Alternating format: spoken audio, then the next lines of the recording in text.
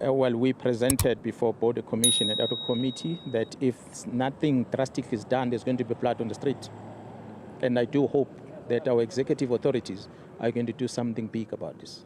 It cannot be left like this.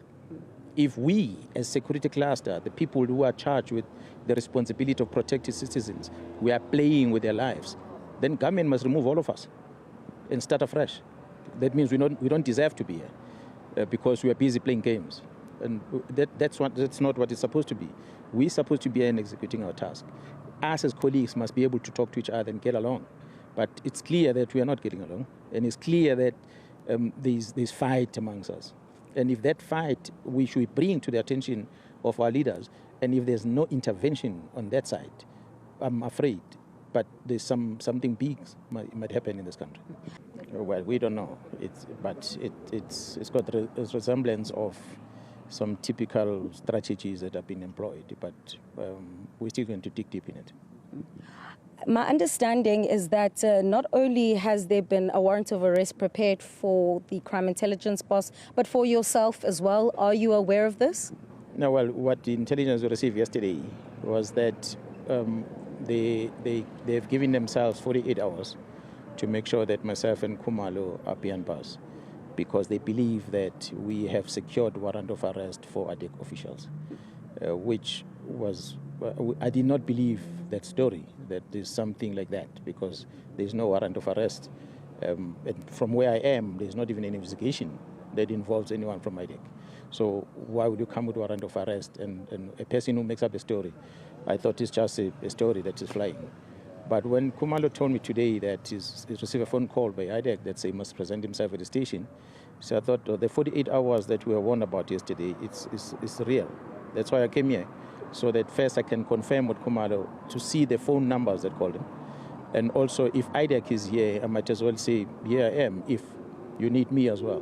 But to my surprise, then Khumalo gets another phone call that says that he doesn't have to present himself because of some executive decision.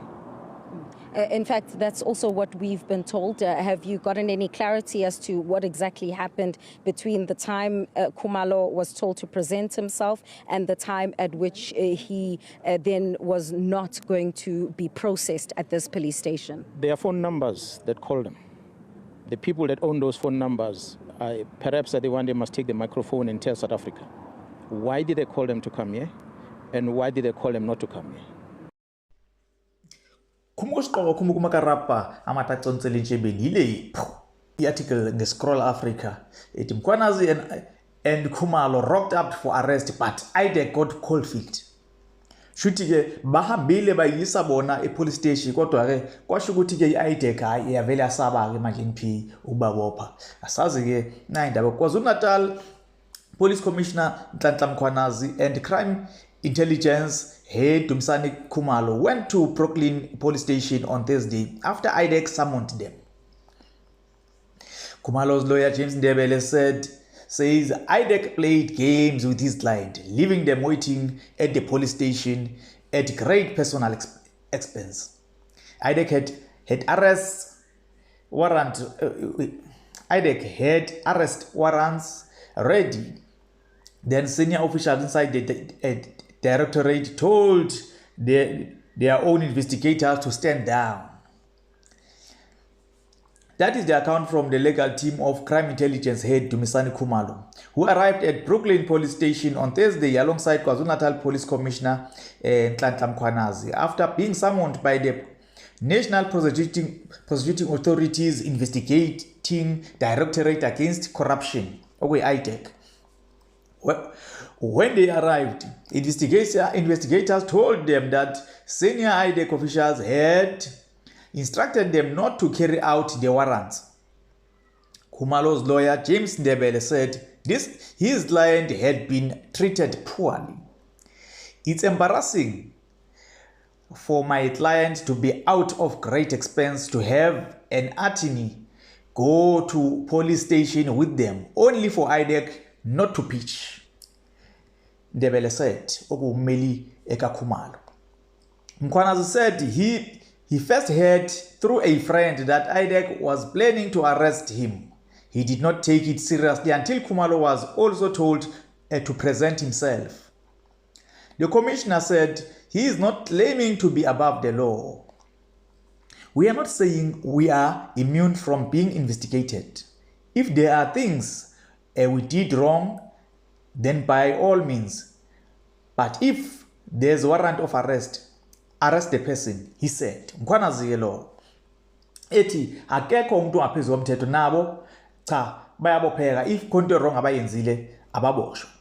Mkhwanazi is now demanding answers. He says IDEC must explain why it summoned them and then failed to act on its own warrant.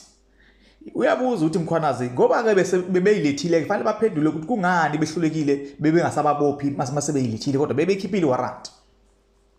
It is not clear what the investigation is about or who specifically gave the order to hold warrants.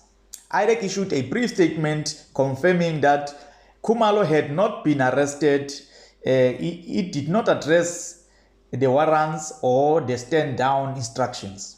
Ayibanga sachaza ukuthi kungani ukuthi abangaboshwa kodwa ke iqalisile ukuthi cha ababoshwanga kusho uyiIDEC leyo. Mkhwanazi has suggested the summons may be connected to a separate investigation SAPS has been running into 3 IDEC officials. IDEC has not responded to that claim.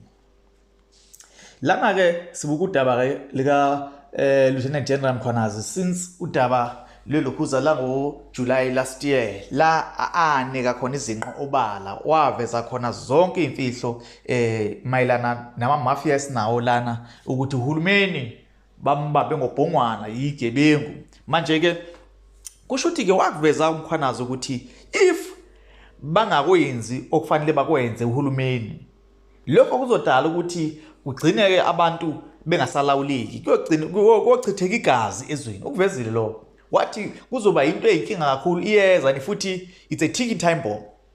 Manje ke sekusuke udaba ke lokulisana nabantu abangekho semthethweni okungebona abala izweni illegal foreigners phecelezi. So manje ke ilapho ke uhulumeni ke kushuthi sebefuna ukusola khona uMkhwanazi ngeinkulumo zakhe ukuthi mhlambi ngenzeka kube banesandla nokuthi futhi ke bayabona ukuthi aba-act balwe nalabo bantu okuyibona abamashayo.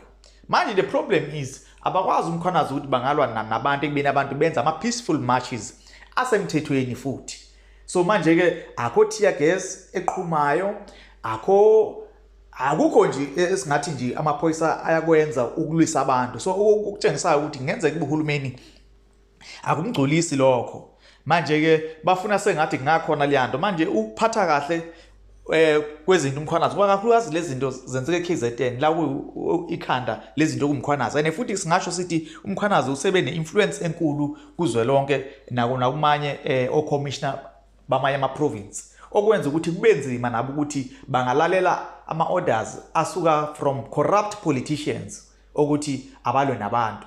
So bayazi ukuthi manje ke ne-intelligence nayo isanamandla iqaphe sonke isimo ukuthi kwenzakalani.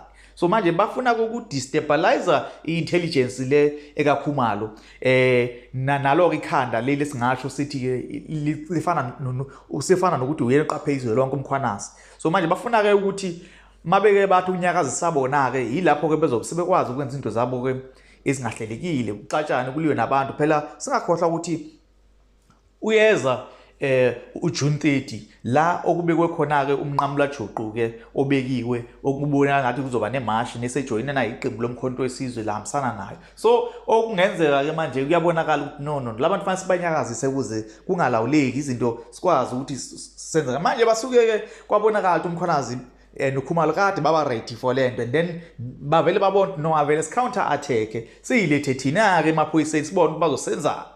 Obviously bukhona iplan bese benayo lapho ke hayi ke baseke bengenelwa amanzi emadolweni ke basaba kubabopha. So lokho okusitshengisa ngokusobala ukuthi izinqumo abayithatha beqhamazela lezi bayatatazela.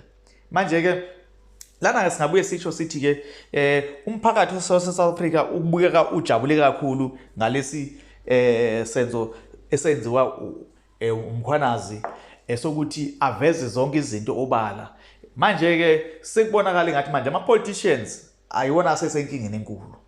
abasakwazi ukwenza inkohlakalo ngokukhululekile ngenxa yokuthi bayabona ukuthi iso likaMkhwanazi libabhekile neso likaKhumalo njenge-intelligence libabhekile. Manje sithi-ke kulokho-ke ake sizo comment section ukuthi nithini ngale ndaba le yokuthi bafuna ukubopha uMkhwanazi nale yokuthi-ke sefikile uMkhwanazi akaboshwa, okutshengisa ngokusobala ukuthi cha naye into abafuna ukuyenza akekho nesibindi futhi sokuyenza.